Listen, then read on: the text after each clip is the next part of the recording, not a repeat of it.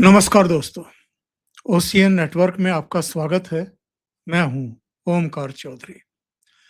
तो आपसे ये शो होगा रात्रि में 8 बजे, यानी साढ़े 8 बजे के बजाय 8 बजे हम लोग इस शो को लाइव लेकर आएंगे और आपके प्रश्नों को भी लेने की हर संभव कोशिश करेंगे। आज 3 विषयों पर बात करेंगे। पहला विषय, अखिलेश यादव ने ये बयान क्यों दिया कि साचा नहीं ढांचा ही बदलना चाहिए। ढांचे से उनका मतलब क्या है? अगर वो कह रहे हैं कि ढांचा बदलना चाहिए, तो फिर क्या उनका मतलब ये है कि मंदिर की जगह फिर से वो विवादित ढांचा खड़ा कर देना चाहिए अयोध्या में? जरा इसकी तहकीकात करेंगे कि वो कहना क्या चाहते हैं। दूसरे, योगी आदित्यनाथ ने भी आज इन लोगों को फिर से बेपर्दा किया है, बेनकाब किया है, इनकी पोल पट्टी खोली है। दूसरे, टीएमसी के जिन 3 राज्यसभा सदस्यों ने इस्तीफे दे दिए थे अपनी सीट से, वो आज भारतीय जनता पार्टी में शामिल हो गए हैं और बहुत संभव है कि भारतीय जनता पार्टी इन तीनों को ही अब अपनी पार्टी के सिंबल पर राज्यसभा में भेजे। यानी एक संवैधानिक, एक लोकतांत्रिक तरीके से इनकी बीजेपी में एंट्री हो रही है और इनका एक तरीके से चोला बदला जा रहा है। तीसरी घटना है, कॉकरोच 20 जुलाई को जो मानसून सत्र शुरू हो रहा है, संसद का घेराव करने के लिए जाएंगे। तो कॉकरोच किस हालत में है, जरा इसकी भी तो पैमाइश कर ली जाए। और 20 जुलाई तक पुलिस और दिल्ली का शासन प्रशासन और गृह मंत्रालय इनको यहाँ बैठने भी देगा? तो ये भी अपने आप में एक बड़ा प्रश्न चिन्ह है। 2 खास मेहमान मेरे साथ जुड़ गए हैं, वीरेंद्र भट्ट साहब लखनऊ से और एकलव्य सिंह जयपुर से। आप दोनों का बहुत स्वागत है। नमस्कार सर।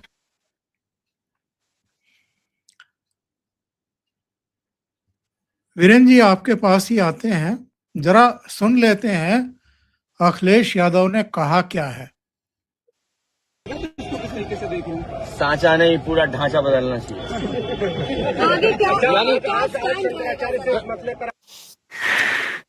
पूरा ढांचा बदलना चाहिए, मतलब क्या है उनके कहने का? वीरेंद्र जी, आप कुछ समझ पाए? देखिए, पहली बात तो हमें केवल जो तथ्यों में, इतिहास में जो रिकॉर्ड उपलब्ध है उसके बारे में बात करनी चाहिए। 1 फरवरी 1986 को अयोध्या में बाबरी मस्जिद का ताला खुला था। इस घटना को 40 साल पूरे हो गए, 41वां साल इस समय चल रहा है। इन 41 सालों में उस समय 86 में मुलायम सिंह यादव यूपी विधानसभा में लीडर ऑपोजिशन थे और उसके बाद 88 में जनता दल बन गया और 1989 में वो जनता दल से पहले मुख्यमंत्री बने और 90 में उन्होंने गोलियां चलवाई अयोध्या में कार सेवकों के ऊपर और 92 में जो है बाबरी मस्जिद ध्वस्त हो गई और फिर सितंबर 2010 में हाईकोर्ट का फैसला आ गया और फिर उसके बाद 9 नवंबर 2019 को सुप्रीम कोर्ट से मंदिर के पक्ष में फैसला आ गया और 5 अगस्त 2020 को प्राइम मिनिस्टर मोदी ने मंदिर का शिलान्यास किया और 24 जनवरी 2024 को उद्घाटन किया। इस सारे घटनाक्रम में ऐसा कब आपने कभी कोई बयान देखा समाजवादी पार्टी का या कांग्रेस का, जो अयोध्या में राम मंदिर के पहले आंदोलन के पक्ष में, बाद में सुप्रीम कोर्ट के निर्णय के पक्ष में कभी इन्होंने कोई बात की हो? नहीं तो तो सीधे आज कहे ना, ये तीन अब ये सीधे कहे ना कि हम मंदिर के खिलाफ हैं, फिर ढोंग क्यों कर रहे हैं? फिर वहां चढ़ावे पर बयान क्यों देते हैं? ये होते तो कौन है? ये मंदिर के चढ़ावे पर 3 सवाल जून से जब से अयोध्या के मंदिर में ये चढ़ावे कौन का हो? विवाद शुरू हुआ है, तब से लगातार ये विश्व हवन जो जारी है, उसका पीछे क्या मकसद है, क्या उद्देश्य है? अब ये ढांचा बदलना चाहिए, तो ढांचे का मतलब क्या? ये क्या कह रहे हैं कि जो ट्रस्ट है, जो वर्तमान ट्रस्ट है, उसका स्वरूप बदलना चाहिए, उसमें नए लोगों को रखा जाना चाहिए, या उसमें जितने सदस्य हैं वो पीडीए के आधार पे भर्ती होने चाहिए? ये क्या कहना चाहते हैं? ये नहीं, बात इनका इन्होंने स्पष्ट नहीं कंट्रीब्यूशन की है। क्या इट है वाज मंदिर के हाईली निर्माण में? एम्बिगुअस। मंदिर के निर्माण में इनका कंट्रीब्यूशन क्या है? ट्रस्ट के निर्माण में इनका क्या कंट्रीब्यूशन है? फिर इनकी सलाह मैंने क्यों कहा मांगी? ना, 40 साल में समाजवादी ने, जनता दल ने, और फिर समाजवादी पार्टी बन गई थी अक्टूबर 1982 में, सॉरी 1992 में। तो इनका स्टैंड अयोध्या के मुद्दे को लेके क्या रहा है, और ये किस आधार पर जो है चढ़ावे में कथित स्कैम को लेकर के इतना शोर मचा रहे हैं? क्या कभी 40 सालों में आपने मंदिर के पक्ष में, मर्यादा पुरुषोत्तम राम के पक्ष में कभी कोई एक वक्तव्य दिया है? कभी नहीं दिया। तो जब मंदिर कभी आपकी प्राथमिकता की सूची में था ही नहीं, तो आज एकाएक 1 महीने से मंदिर आपकी प्राथमिकताओं की सूची में शीर्ष स्थान पे कैसे आ गया? सवाल ये है, ये इनसे पूछा जाना चाहिए। क्या ये सवाल इसलिए आ गया कि अगले वर्ष जनवरी-फरवरी में चुनाव है यूपी विधानसभा का, और आपको लगता है कि इससे आपको जो है, जो आपकी कट्टर इस्लामी छवि है, जो इस्लामी कट्टरवाद को संरक्षण देने की आपकी छवि है, क्या आप उससे मुक्ति पाना चाहते हैं? क्या इस मंदिर के सहारे आपको लगता है कि आप जो है, आपको हिंदुओं का कुछ वोट मिल जाएगा? क्या चाहते हैं, ये बात स्पष्ट करनी चाहिए। और वैसे जो मैंने इनका इतिहास बताया पिछले 40 साल का, और जून के महीने में जो बयानबाजी आज तक की है, उससे स्पष्ट है कि इनका उद्देश्य केवल चुनाव के पहले राजनीतिक लाभ उठाने का एक हताशा भरा प्रयास है, और इससे अधिक कुछ नहीं। जी। एकलव्य जी, क्या ये सारा जितना भी ये सो कॉल्ड सेक्युलर गैंग है, ब्रिगेड है, ये इस बात से दुखी है कि राम भक्तों के इतने सकारात्मक सहयोग से एक भव्य और दिव्य मंदिर आखिर स्थापित हो गया, और जो टाट पट्टी में भगवान राम की का अवतार वहां रखा हुआ था, वो अपने घर में एक भव्य उसकी प्राण प्रतिष्ठा हो गई।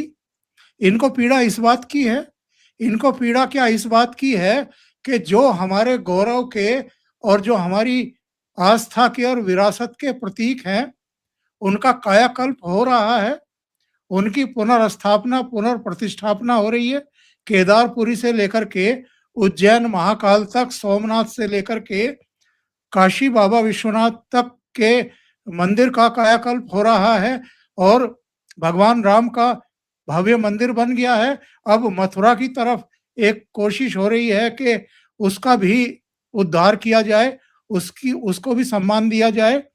ये मथुरा की राह में कांटे बोना चाहते हैं, हिंदुओं को भड़काना चाहते हैं। सर देखिए 40 साल में देश की, मैं एक वाक्य बोल दूं, देश की डिफॉल्ट सेटिंग बदल गई है, और अब जाति पे आधारित वोट बैंक की राजनीति का समय समाप्त हो चुका है। ये बेचैनी अखिलेश यादव के बयानों में झलक रही है। जी सर, सही कह रहे हैं। मुझे देखिए ऐसा लगता है कि जब से भी हम मतलब बचपन से ही सुनते आए हैं कि हमारे हिंदू सिविलाइजेशन को रिक्लेम करने के लिए जो ऑब्वियसली जो सबसे बड़ी बात होती थी, तो वो तो राम मंदिर के परिप्रेक्ष्य में ही होती थी, लेकिन बेसिकली हम अयोध्या, काशी और मथुरा की बात करते थे सर। और काशी विश्वनाथ जी का भी सर कॉरिडोर बन के तैयार हो ही गया है, मथुरा में भी बहुत अच्छा डेवलपमेंट हो रहा है।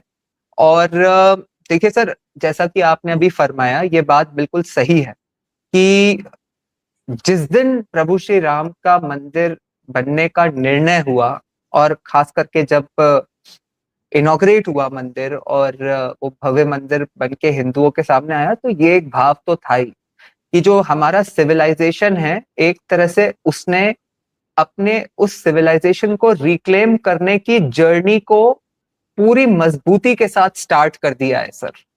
तो इस बात का तो उन्हें दुख है ही सर। इसमें तो मतलब दूर दूर तक कोई मतलब इसी को तो वो रोकने के लिए सर इतने समय से ये लोग सब काम कर रहे थे। लेकिन अब क्या हुआ सर कि इससे ये लोग डिसअपॉइंटेड तो थे, लेकिन अभी ये जो राम मंदिर में जो मामला हुआ सर, तो इसकी वजह से इनकी एक आशा की किरण जागी सर, कि भाई अब यहाँ पे इसमें थोड़ी सी जो हिंदुत्व का जो मतलब पूरी जो जर्नी है उसको धूमिल करने का एक बहुत बड़ा अवसर है। लेकिन सर इनका दुर्भाग्य है और हमारे देश का सौभाग्य है, इनफैक्ट मैं तो कहूंगा सर कि बीजेपी का भी भाग्य है कि ये ऐसा समय है जब बीजेपी के पास मोदी और योगी के तरह का एक विश्वसनीय नेतृत्व है सर, कहीं ना कहीं, जिन्होंने मतलब देश हो, प्रदेश हो, जनता हो और या फिर हिंदुत्व का कॉज हो सर, अपना जीवन समर्पित किया है सर इसके लिए। ये नहीं कि मतलब बस पॉलिटिक्स के लिए उसमें आ गए और उसके मुद्दे उठा लिए। उनका मतलब जो जीवन दर्शन है सर, देखिए राम मंदिर को भी लेके एक बड़ी इंटरेस्टिंग बात है कि योगी जी इसमें इतने कॉम्पिटेंट क्यों दिखाई दे रहे हैं कि जो बातें मैंने बताई उसके अलावा जो उनका एक अनुभव भी है। राम मंदिर तो सर अभी 1 साल हुआ है, हमारे योगी जी तो सर गोरखनाथ पीठ की जो मतलब पूरा प्रशासन संभाले हुए हैं वो इतने मतलब दशकों से सर, तो उन्हें पूरा एक्सपीरियंस है सर, और इन लोगों को पता है कि योगी जी इसको हैंडल कर लेंगे, अंदर बाहर क्या हुआ है, कैसे क्या वहां पे प्रॉब्लम्स है, उनको रिजॉल्व कैसे करना है, ये जो इसमें जिन लोगों ने बदमाशी करी है उनको उनके लॉजिकल कंक्लूजन तक लेकर कैसे जाना है, सनातन की जो छवि को धूमिल करने का जो प्रयास है उसको कैसे रोकना है, ये सब योगी और मोदी मिलके कर लेंगे सर। तो दूसरा दुर्भाग्य इनका यह है सर कि इन लोगों की तरफ से जो लड़ाई लड़ने वाले लोग हैं, चाहे हम अखिलेश यादव की बात करें या कांग्रेस की बात करें या अन्य विपक्षी पार्टियों की भी बात करें, और अभी यूपी के कॉन्टेक्स्ट में स्पेशली क्योंकि अपकमिंग इलेक्शंस हैं और अखिलेश ही वहां पे मेन कॉम्पिटिटर या कंटेंडर या चैलेंजर हैं, तो सर इन लोगों का तो मतलब ऐसा ट्रैक रिकॉर्ड है कि वो जो लिटरली जो अपन एक बात करते थे ना, एक टर्म चलती थी मोदी जी के लिए लेके शुरू में कि TINA factor, there is no alternative. तो यहाँ तो सर मतलब ऑल्टरनेटिव की तरफ वो अटल जी कहते थे ना कि ऐसे को तो मैं वो चिमटे से भी छूना नहीं चाहूंगा। तो वही वाली बात है सर, हिंदू अगर थोड़ा सा डिसअपॉइंटमेंट होंगे तो वो ज्यादा से ज्यादा एक अपेक्षा करेंगे कि भाई ये जो हुआ है इसको योगी जी और मोदी जी फिक्स करें, लेकिन इन लोगों की तरफ तो सर कोई मुंह मोड़ के भी नहीं देखेगा। तो ठीक है सर, इन लोगों का एक शुरू शुरू में ये हुआ तो इन लोगों को जैसा कि आपने कहा एक एक्साइटमेंट सी हो गई, लेकिन ये एक्साइटमेंट बहुत शॉर्ट लिव्ड होने वाली है सर। वीरेंद्र जी के पास चलते हैं। आज गोविंद देवगिरी ने ये संकेत दिए हैं, बताया है कि 22 जुलाई से आपको मंदिर में बहुत कुछ बदला हुआ दिखाई देगा, प्रबंधन में भी। तब तक शायद सीईओ की भी तैनाती हो जाए। जो मंदिर में दर्शन व्यवस्था है, जो पूजा पद्धति है, जो राग भोग है, चढ़ावा प्रबंधन है, सुरक्षा और श्रद्धालुओं की सुविधाओं का प्रश्न है, वो सब जो संतों और रामनंदीय परंपराओं के विद्वान हैं उनके सुझाव के आधार पर व्यवस्था को ज्यादा पारदर्शी बनाया जाएगा, ज्यादा अनुशासन दिखाई देगा, आधुनिकता दिखाई देगी और श्रद्धालुओं के अनुकूल बनाया जाएगा। तो देर आए दुरुस्त आए।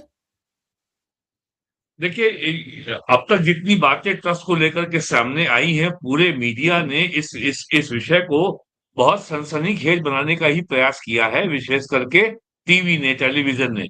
लेकिन मूल बात यह है कि जो जो जिम्मेदार अखबारों ने लिखी है कि ट्रस्ट का जो स्ट्रक्चर था, ये कोई जो है धर्माचार्यों द्वारा बनाया गया नहीं था। ये 9 नवंबर 2019 को सुप्रीम कोर्ट के आदेश के तहत बना था। यानी इस ट्रस्ट का क्रिएशन कार्यपालिका द्वारा किया गया था सुप्रीम कोर्ट के मैंडेट से। और धर्माचार्यों का, साधु संतों का काम नहीं है कि वो बैठ के कैश गिनेंगे। चंपत राय जी को आज इतना जो है जो बदनामी झेल रहे हैं, चंपत राय जी मूलतः आरएसएस के प्रचारक थे। आपने उनको जो है मैनेजर फाइनेंस बना दिया, जो काम उन्होंने कभी जीवन में किया नहीं था। और अब लेकिन चूंकि वो महामंत्री थे तो पूरा दायित्व तो उन्हीं का है। अब स्वामी गोविंद देव गिरी हैं। गोविंद देव गिरी जी वो सन्यासी हैं और उनको बना दिया आपने कोषाध्यक्ष। अब एक सन्यासी का बैठ के कैश गिनेगा। तो जो स्ट्रक्चर जगन्नाथ मंदिर में था, जो स्ट्रक्चर वैष्णो देवी मंदिर जो जम्मू में था, या जो दक्षिण भारत के मंदिरों में है, पद्मनाभ स्वामी मंदिर केरल में है, या तिरुपति मंदिर में है, कर्नाटक के आंध्रा के मंदिरों में है, अब ये व्यवस्था वही ला रहे हैं। हर जगह एक चीफ एग्जीक्यूटिव अफसर है। शिरडी मंदिर में यही है, महाराष्ट्र के सिद्धि विनायक मंदिर में भी यही है। तो जब आपका स्ट्रक्चर ही गलत था तो उसमें जो है मंदिर की बदनामी हुई, ट्रस्ट की बदनामी हुई, स्वयं सेवक संघ की बदनामी हुई, और मंदिर का नुकसान भी हुआ। तो ये जो बात अब सामने आई है, और गोविंद देव गिरी जी ने परसों या कल लंबे जो उन्होंने सारे चैनलों को इंटरव्यू दिए हैं, उन्होंने अपरोक्ष रूप से इस बात को माना भी है कि जो आपका स्ट्रक्चरल फ्लॉ था ट्रस्ट के कॉन्स्टिट्यूशन में, उसके चलते ही गड़बड़ी हुई। अब टिन्नू यादव के पास कोई भी ट्रस्ट में कोई वेल डिफाइंड परिभाषित जिम्मेदारी नहीं थी, फिर भी वो आदमी जो है पूरे मंदिर में कहीं भी आ जा सकता था और हर काम में उसका दखल था। गोपाल राव जो है ट्रस्टी भी नहीं है, कुछ भी नहीं है, लेकिन फिर भी वो मंदिर की व्यवस्था में बहुत महत्वपूर्ण व्यक्ति बने हुए थे। तो ये गलतियां कैसे हुई, किसकी वजह से हुई, ये सब, और अब इनकी पुनरावृत्ति कैसे नहीं होगी, ये इसके लिए क्या किया जा रहा है। अगर गोविंद देव गिरी जी ने बात कही है तो उनको ये बात पूरी विस्तार से बतानी चाहिए थी कि क्या क्या गलती हुई। हालांकि एसआईटी की रिपोर्ट में ये बातें कही गई हैं, लेकिन ये भी तो आना चाहिए कि आखिरकार किसकी शय पर ट्रस्ट का ढांचा ऐसा बनाया गया कि जहां पर गड़बड़ी की संभावना बनी हुई थी। तो ये अभी ये बदनामी को हासिल करने के बाद अगर आप ये परिवर्तन कर रहे हैं तो ये काम पहले क्यों नहीं कर लिया गया था। तो ये अपने आप में बहुत दुखद है कि ये जो है, ये कम से कम इतना तो तय होना चाहिए कि इतनी बड़ी गलती, इतनी बड़ी गैर जिम्मेदारी के लिए कौन व्यक्ति जिम्मेदार, ये सामने तो आना चाहिए ना। सर एक्चुअली क्या है, इसमें एक बात और ऐड करना चाहूंगा कि देखिए सर, सनातन धर्म में या हिंदुओं में सर एक बड़ी अच्छी क्वालिटी है जिसकी वजह से मैं ऐसा मानता हूँ कि हम लॉन्गेस्ट सर्वाइविंग सिविलाइजेशन है अभी। इसको सर अगर आप देखेंगे ना, जैसे एक प्रेजेंट कॉन्टेक्स्ट में देखेंगे, जैसे जब देश में अलग अलग राज्यों में यूसीसी इंट्रोड्यूस हो रहा है जिस तरह से, तो सबसे ज्यादा जो विरोध होता है वो अन्य समुदायों से होता है सर। हिंदुओं की तरफ से तो मतलब एक तरह से वो इसके फेवर में होते हैं या चाहते हैं या गवर्नमेंट को प्रेशर करते हैं कि यूसीसी को करो। इसका कारण यह है सर कि हिंदुओं की और मतलब सनातन धर्म में एक ताकत है कि हम लगातार अपने आप को री इन्वेंट और जिसे कहते हैं ना सर कि हम अपने आप को ऑलरेडी इम्प्रूव करते रहे हैं सर, रिफॉर्म करते रहे हैं। हमारे यहाँ जो कुप्रथाएं थी, हमारे अंदर ही, हमारे समाज से ही रिफॉर्मिस्ट निकल के आए, उनकी चर्चा हुई, तो हमने अपने आप को इम्प्रूव करा। जहां इम्प्रूवमेंट नहीं हुआ वहां इन चीजों का विरोध होता है। अब सर तो मुझे ऐसा लगता है सर, कहीं ना कहीं ये राम मंदिर में एक ऐसी अपॉर्चुनिटी है कि एक ऐसा मतलब अब जहां पे प्रॉब्लम हुई वही मुझे लगता है कि सबसे बड़ी हमारी ताकत बन सकती है आने वाले समय में। क्योंकि राम मंदिर में एक ऐसा, जैसे कहते हैं सर कि मॉडल मंदिर स्ट्रक्चर बनाया जाए जिसको सारे मंदिर अपनाएं सर। मतलब मैंने देखा है सर, ये कोई राम मंदिर तो हमारी प्रतिष्ठा का सबसे बड़ा है ही मतलब, लेकिन आप देखेंगे सर कि हम लोग भी एक आम भक्तों की तरह जब अन्य कई बार बड़े मंदिरों में जाते हैं तो मैंने देखा है सर वहां भी कई जगहों पे एक कुप्रशासन की कंप्लेंट्स होती हैं। फॉर एग्जाम्पल कि जिस तरह से वीआईपी दर्शन कराए जाते हैं या जो ज्यादा पैसे दे जाता है तो उसके साथ कैसा ट्रीटमेंट होता है, या जो आम भक्त 2-2 3-3 दिन से लाइन में खड़ा होता है उसको 30 सेकंड मिलते हैं मूर्ति के सामने, लेकिन जो कोई वीआईपी की तरह आता है, भगवान के सामने वीआईपी बन के आता है, उसको एक्चुअली भगवान की तरह ही ट्रीट किया जाता है। और मुझे ऐसा सर कहीं ना कहीं लगता है, क्योंकि मैंने देखा है स्वयं अपनी आंखों से, जो गोरखनाथ पीठ है सर, वहां पे जिस तरह का प्रशासन है सर वहां के मंदिरों को लेके, तो मुझे तो लगता है कि अगर इसमें योगी जी स्वयं इन्वॉल्व हुए, जो कि ऑब्वियसली होते हुए हमें दिखेंगे ही, अगर उस तरह का प्रशासन सर राम मंदिर में हमें होते हुए दिखा, तो आने वाले समय में ये पूरे देश के मंदिरों के लिए एक मॉडल स्ट्रक्चर बन के साबित हो सकता है। बिल्कुल सही बात है। और धीरेन्द्र जी आज वीरेंद्र जी आज एक और डेवलपमेंट हुआ है। डेवलपमेंट ये है कि जो 3 ये विभूतियां हैं, चंपत राय, अनिल मिश्रा और गोपाल राव, ये वीआईपी को और जो जिनको ये चाहते थे उनके सुगम दर्शन के लिए पास जारी करते थे, और इनके पास एक सिस्टम आईडी था जिससे ये पास जारी करते थे। वो निष्क्रिय कर दिया गया है अब, और केवल एक व्यक्ति हैं जिनको ये अधिकार दिया गया है, वो ट्रस्टी ही हैं। ये हैं दिनेंद्र दास, महंत दिनेंद्र दास, उनको ये जिम्मेदारी सौंपी गई है। और आज गोपाल राव का एक बयान भी हमने और आपने देखा है टीवी चैनलों पर, जिसमें वो कह रहे हैं कि कोई नहीं हट रहा है, मैं भी नहीं हट रहा हूं, मैं यही हूं। उनके इस बयान का मतलब क्या है, और ये जो संकेत और संदेश दिए जा रहे हैं बार बार कि आप लोगों को अब हर जगह से एक तरीके से इरेस किया जा रहा है, फिर भी इन तक ये संदेश और संकेत क्यों नहीं पहुंच पा रहे हैं? देखिए, पहले तो मंदिर में कोई वीआईपी कल्चर होना ही नहीं चाहिए था। और यदि आज वीआईपी आईडी इनकी अगर डीएक्टिवेट की गई है, निष्प्रभावी की गई है, तो ये बहुत स्वागत योग्य कदम है। और फिर भी इन्होंने किसी एक व्यक्ति को ये नया दायित्व सौंप दिया है, तो मैं इसकी प्रशंसा नहीं कर सकता। मंदिर में वीआईपी क्या होता है?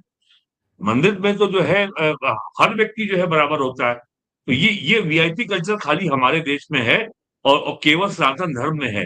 ये वीआईपी कल्चर ना तो गुरुद्वारे में है, ना किसी दरगाह, ना कहीं मस्जिद में, कहीं नहीं है। वीआईपी कल्चर हमारे यहाँ है, और ये तमाम राज्यों में, खाली यूपी में नहीं है। तिरुपति में भी ऐसी व्यवस्था है, वैष्णो देवी में भी है। और योगी जी ने तो जो व्यवस्था वीआईपी की बनी हुई थी काशी विश्वनाथ मंदिर में, उसको कल खत्म किया है। कहा कि जो जो काशी के स्थानीय निवासी हैं, उनको एक आईडी, वो उनको एक अपनी आईडी दिखानी होगी, और एक गेट उसके लिए नियत कर दिया गया कि आप इस गेट से इस समय से इस समय तक मंदिर में आ सकते हैं।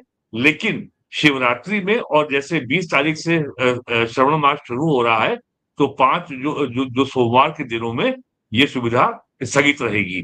बाकी इस समय आ सकते हैं।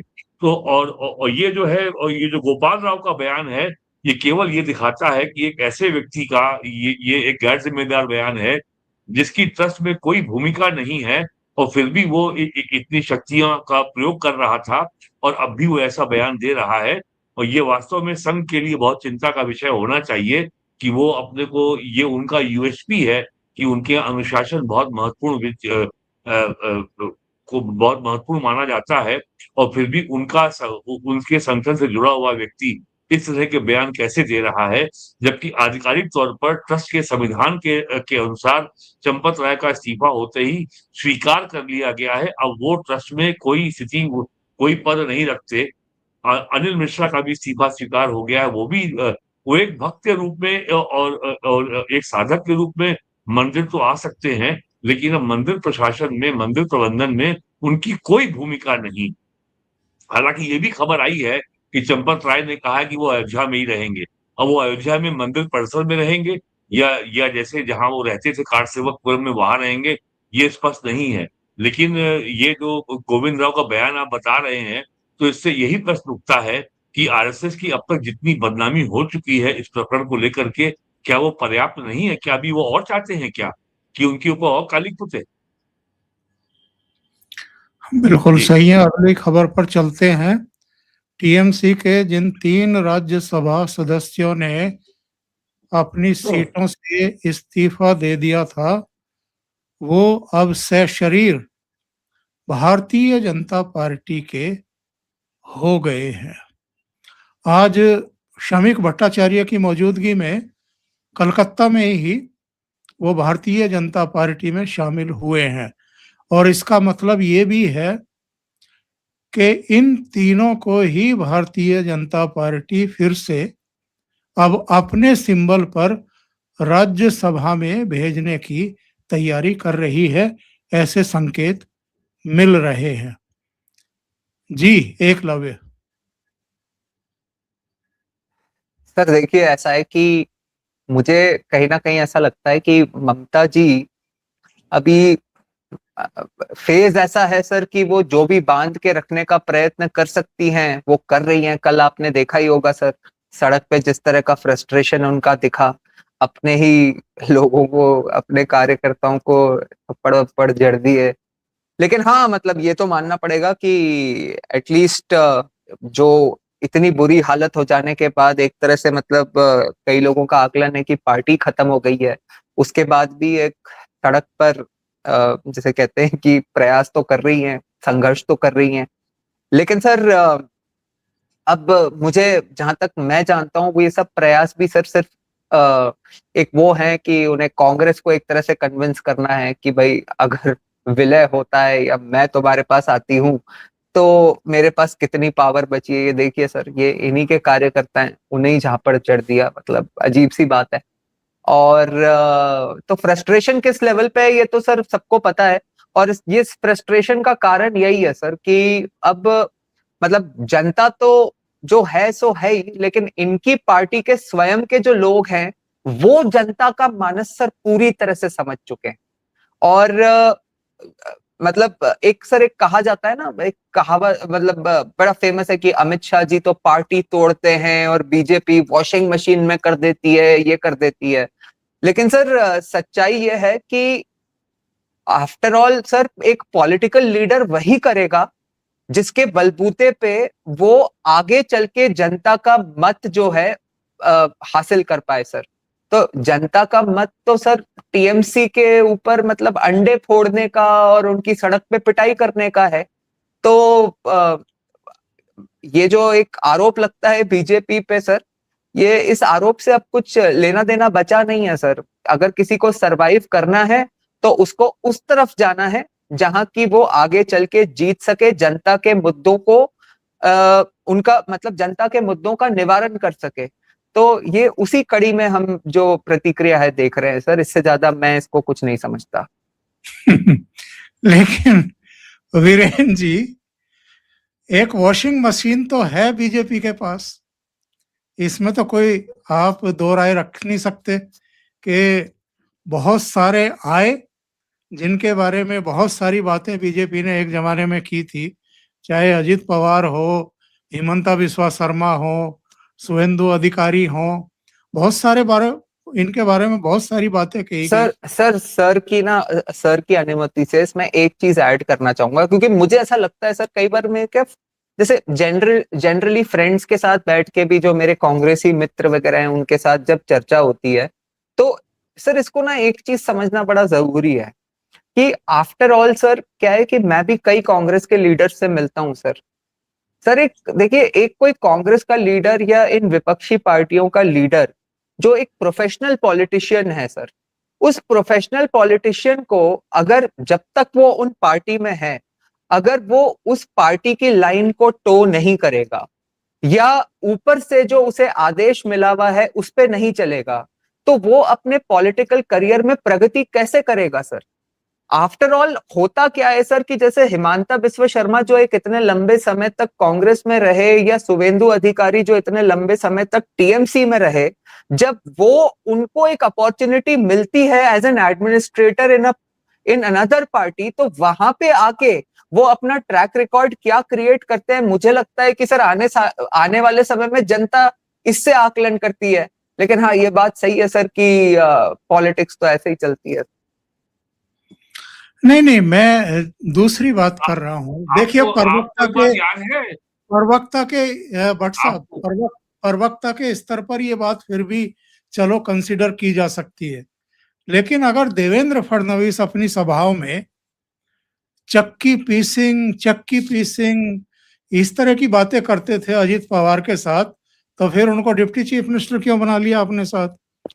तो इसलिए भारतीय जनता पार्टी पर ये सवाल तो मैं आपको उत्तर दूं उसका। हमेशा उठेंगे। जी नहीं, आपका सवाल पूर्णतः वैध है, लेकिन मेरा आपसे विनम्र निवेदन ये है कि जब नवंबर 2019 में बीजेपी और शिवसेना गठबंधन में इलेक्शन लड़ती है और गठबंधन को स्पष्ट बहुमत मिलता है और दाऊद इब्राहिम के निर्देश पर शिवसेना जो है ये गठबंधन तोड़ देती है। जब कांग्रेस जो है गुजरात में बीजेपी को तोड़ करके बीजेपी के नेता शंकर सिंह वाघेला को मुख्यमंत्री बना देती है, 2 साल वो मुख्यमंत्री रहते हैं और शंकर सिंह वाघेला जवानी के दिनों के नरेंद्र मोदी के साथी हैं, दोनों लोग मोटरसाइकिल पे साथ चलते थे, इसके तो फोटो वीडियो भी मौजूद है। वो क्या था? तो ये जो है ये पावर स्ट्रगल है। जब आप विदेशी पैसे से अमेरिका के इशारे पे, जॉर्ज सोरोस के इशारे पे सरकार को गिराने के हर संभव प्रयास करेंगे, सरकार के खिलाफ रोज एक नया षड्यंत्र करेंगे, अटल बिहारी वाजपेयी की सरकार 98 में केवल एक एमपी के बल पर गिरा देंगे, तो क्या नरेंद्र मोदी क्या ये जो है सर कटवाने के लिए प्राइम मिनिस्टर बने हैं? जब सियासत के खेल में जब आप हर संभव तरीके से सरकार को बदनाम करने में 12 साल से लगे हुए हैं और दुनिया की हर जो राष्ट्र विरोधी ताकत का आप सहयोग ले रहे हैं, संरक्षण ले रहे हैं और आज भी लगे हैं और आप कहते हैं नरेंद्र सरेंडर, ये आप इस तरह की भाषा को आप प्रयोग करते हैं। आप कहते हैं मोदी तेरी खबर खुदेगी, आप पीएम की माता को गाली देते हैं। उसके बाद क्या आपको क्या लगता है नरेंद्र मोदी क्या क्या हाथ में ले ले वो जो होता है डमरू और जो है और वो जो है भगवा पहन ले, सन्यासी बन जाएं वो और तो जो आप भेड़ियों के आगे अलग क्या अलग ट्रैक पे भेड़ियों अलग के आगे अलग नहीं, ट्रैक पे चले क्या गए। भेड़ियों नहीं के नहीं आगे सर सरेंडर कर सर दें? सर क्या एक्चुअली क्या है कि क्या वीरेंद्र सर भेड़ियों सही के आगे सरेंडर कर दें? सर एक्चुअली क्या है, मुझे तो लगता है कि नहीं, देखिए वीरेंद्र सर नरेंद्र सही मोदी कह क्या रहे हैं। भेड़ियों के सर आगे सरेंडर कर दें? सर देखिए मुझे ऐसा लगता है कि कहीं ना कहीं आप देखिए सर, आप अपने मतलब अगर जो हमारी धार्मिक टीचिंग्स हैं उसको ही अगर देख लें तो ठीक है, त्रेता में प्रभु श्री राम कहते थे कि मैं जीतूंगा तो जरूर, लेकिन सही रास्ते पर चल के ही जीतूंगा। लेकिन उसके बाद सर द्वापर युग में ही कृष्ण भगवान ने अर्जुन को क्या सीख दी थी हमने देखा। और अब तो सर हम कलयुग में हैं, कलयुग में बिना साम दाम दंड भेद के अगर ये ऐसे राक्षसों से मतलब लड़ने के लिए निकलेंगे जो जनता के दिमाग को मैनिपुलेट करके खेलता है और every bad trick dirty trick in the book अपनाता है, तो फिर सर हम मतलब साधु बन के तो उनसे कैसे लड़ पाएंगे सर। आज राम मंदिर को लेने के लिए हमें 500 वर्ष लग गए ना सर, इसमें कोई मतलब कोई दो राय वाली बात थोड़ी है। तो यदि अगर हमें अपने देश के और मतलब मुझे लगता है सर कि अल्टीमेट ऑब्जेक्टिव और क्या है वो ज्यादा मैटर करता है। और मुझे अब जैसे सर फॉर एग्जांपल एक बहुत छोटी सी बात आपको बोल रहा हूँ कि अभी सर आपने देखा होगा कि एक जिस तरह से स्टेटमेंट दिलाया गया हमारी विदेश मंत्रालय से कि भाई पासपोर्ट जो है वो इसका जो है सिटीजनशिप का कोई मतलब प्रूफ नहीं है। अब सर ये एक बेसिकली भूमिका बन गई है एनआरसी को लेके, ठीक है कि भाई बात सही है, टेक्निकली तो नहीं है सिटीजनशिप का प्रूफ, तो अब नहीं है तो कुछ होना तो चाहिए ना। अब लोग खुद ही बात करने लगे कि हाँ भाई होना चाहिए, वो क्या हो सकता है, एनआरसी हो सकता है। तो सर ऐसे घूम फिर के ही मतलब हमें अपने अल्टीमेट ऑब्जेक्टिव पे पहुंचना पड़ेगा। लेकिन सर इसमें तो कोई दो राय नहीं है ना कि हम तीनों जो यहाँ बैठे हैं या कोई भी एक नॉर्मल इंडियन चाहेगा कि भाई इस बात का कोई प्रमाण तो होना चाहिए कि मैं इस महान देश का नागरिक हूं। तो अल्टीमेट ऑब्जेक्टिव मैटर करता है सर, मुझे तो ऐसा लगता है। चलिए अगले विषय पर चलते हैं। इन कॉकरोच को 1967 के पासपोर्ट एक्ट में व्यवस्था है कि पासपोर्ट नागरिकता का प्रमाण नहीं है। ये काम मोदी सरकार ने नहीं किया है। 67 में इंदिरा गांधी प्राइम मिनिस्टर थी। इन कॉकरोच को इतना परेशान क्यों करवा रहे हैं वीरेंद्र जी? अब वो हार थक करके उन्होंने कहा कि 20 जुलाई को हम संसद घेरेंगे। आज बरसात का महीना है, परेशान तो रहेंगे। आज सोनम वांगचुक ने कहा कि सोफों से बैठ करके एकजुटता का संदेश मत दीजिए ट्विटर पर, घरों से निकल करके आइए और 20 जुलाई को सब इकट्ठा हो जाइए जंतर मंतर पर, हम संसद की तरफ मार्च करेंगे, यानी संसद का घेराव करेंगे। आप मजबूर कर रहे हैं कॉकरोच को। ना, वो केवल ये बता रहे हैं कि आज हमारे पास केवल अगर 20 आदमी हैं तो हमारे इस आह्वान के बाद हमारे पास 100 आदमी हो जाएंगे और तब सरकार डर जाएगी हमसे। वो केवल ये बता रहे हैं और कुछ नहीं बता रहे। लेकिन वो 2 कह रहे हैं करोड़ से 20 ज्यादा आदमी है फॉलोअर है ये उनके। 2 करोड़ से ज्यादा फॉलोअर है क्या कह उनके रहे हैं जो ऑनलाइन। हाँ, वो सब जो है वो सब वाईफाई में है और वो तारों के अंदर है, वो सड़क पे नहीं है। वो उनके माइक में है, वो उनके मोबाइल फोन में है, वो लैपटॉप कंप्यूटर में है, वो उनके टैबलेट में है, धरातल पे नहीं है। सर क्या बात करते नहीं हैं आप? नहीं उनको लग रहा है कि हाँ, सर, क्या कह रहे एक्चुअली हैं? क्या है कि एक अपॉर्चुनिटी है सर। उन लोगों को अभी दिख रहा है कि अपने इस आंदोलन में काफी लोग जुड़ सकते हैं। उसका कारण क्या है सर? कि आपको तो पता ही होगा सर, दिल्ली जिम खाना क्लब में इविक्शन का नोटिस दे दिया गया है। तो जेनजी के साथ जो लुटियंस दिल्ली के पुरानी सेक्युलर ब्रिगेड है, वो भी गोल्फ जंतर मंतर आने गोल्फ वाली है। गोल्फ उसके गोल्फ क्लब खाली हो चुका है। गोल्फ क्लब में ये हालात गोल्फ बन गए क्लब हैं सर। खाली हो गया। वहां के एक बार को नोटिस दे दिया गया है सर। उसके बाद आपने देखा होगा सर कि हमारे तहसीन पूनावाला जी बैठ के जंतर मंतर पे इथेनॉल ब्लेंडिंग के लिए एक आंदोलन खड़ा करने का प्रयत्न कर रहे हैं। तो सर, कुछ मल्टीपल इश्यूज को ये सारे लोग जो एक साथ जंतर मंतर पे देश के अगेंस्ट इकट्ठा हो रहे हैं। अब मॉनसून सेशन चालू होना है सर 20 जुलाई से, नोटिफिकेशन जारी हो चुका है। तो एक अपॉर्चुनिटी तो है ही सर, थोड़ी लाइमलाइट पाने की। इससे ज्यादा तो सर मुझे लगता नहीं सर कि मतलब बेचारे रोज अपना बीपी दिखा रहे हैं, शुगर लेवल दिखा रहे हैं, लेकिन कोई उनसे कोई सांत्वना प्रकट नहीं कर रहा। दुर्भाग्यपूर्ण है सर।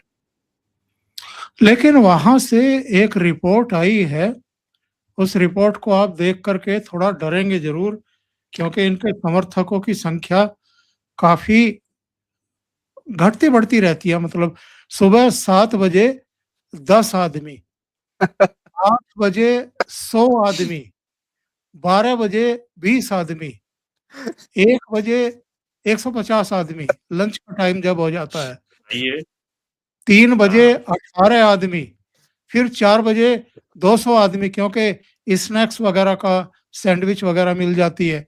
फिर 7 बजे शाम को 25 आदमी, और रात को डिनर के समय करीब 250 आदमी वहां पहुंच जाते हैं, और रात को 9 हाँ बजते बजते 10 आदमी रह जाते हैं वहां पे। इतने लोगों को तो सर कपिल सिब्बल जी अकेले ही खाना खिला देते होंगे। कोई एक सेक्युलर बड़ा आदमी काफी होगा सर, मतलब इतने लंचेस या डिनर स्पॉन्सर करने के लिए। तो रोज एक किसी की रिस्पॉन्सिबिलिटी लगा दी होगी कि भाई कपिल जी आज आप कर दीजिए, योगेंद्र जी आज आप कर दीजिए, भूषण साहब आप आज कर दीजिए, अपनी जो बृंदा कराज जी को बोल देते होंगे आज आप देख लीजिए कभी। तो सर मेरे ख्याल से मोटा मोटी यही चल रहा है खाने पीने सर। और ये जरूर है सर कि ये तो मतलब अगर आप किसी दिल्ली में किसी कॉलेज गोइंग स्टूडेंट से इसके बारे में चर्चा करेंगे तो वो जरूर बता रहे हैं कि इसको काफी सारे जेनजीज ने एक पिकनिक स्पॉट की तरह से बना रखा है, और काफी सारे यूट्यूबर्स और इन्फ्लुएंसर्स ने सर इसको एक कंटेंट क्रिएशन का स्पॉट बना रखा है। बाकी वहां पे सर जिसे कहते हैं कोई जनता के मुद्दे को लेके या सच कोई ट्रैक्शन नहीं है सर। अब ये तो मतलब काफी ज्यादा स्पष्ट हो चुका है। चलते चलते जरा योगी आदित्यनाथ का ये भाषण का अंश सुन लेते हैं। मंदिर के चढ़ावे के चोरी से संबंधित नहीं है। इनकी पीड़ा तो इस बात को लेकर के है, राम भक्तों ने अपने प्रभु को श्रद्धा और सम्मान देने के लिए प्रभु का इतना भव्य मंदिर का निर्माण सहयोग से कैसे कर बना दिया है, यह इनकी पीड़ा है। ये लोग कितनी एक्सरसाइज कर लिए हैं पिछले 6 वर्ष में, बाबरी ढांचा का नामो निशान नहीं, बना भी नहीं पा रहे हैं, कहीं नहीं बना पा रहे हैं। लेकिन राम भक्त बना रहे हैं तो राम भक्तों पर प्रहार करना, उनकी आस्था को किसी न किसी प्रकार से आहत करना, और लगातार एक मुहिम चला रखी है इन्होंने। देश को बदनाम किया जा रहा है, प्रदेश को बदनाम किया जा रहा है, अयोध्या धाम को बदनाम किया जा रहा है।